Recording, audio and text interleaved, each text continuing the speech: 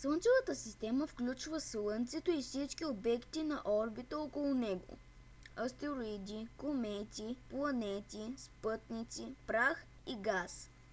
Три от най-големите по размери и маса планети са Юпитер, Сатурн и Нептун.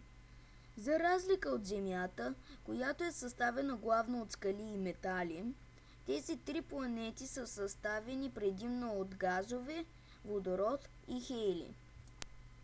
Юпитер е петата по отдалеченост от Слънцето планета и най-голямата. Тя е известна на човечеството още от древните времена и е именувана от римляните на бог Юпитер.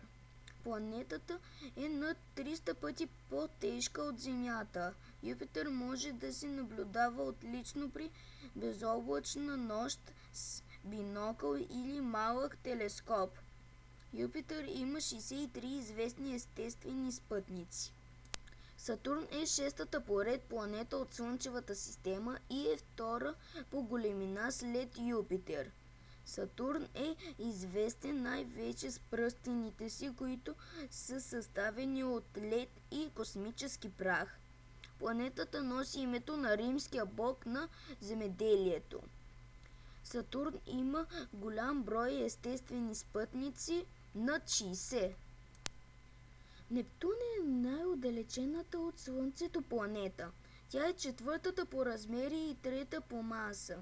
Носи името на римския бог на морето Нептун. Открита е през 1846 година. Нептун е първата планета, чието съществуване е доказано чрез математически изчисления, преди да бъде открита с телескоп. Нептун има 13 известни спътници. Температурата на повърхността на планетата е минус 218 градуса. В атмосферата на Нептун бушуват най-бързите ветрове в Слънчевата система до 2000 км в час.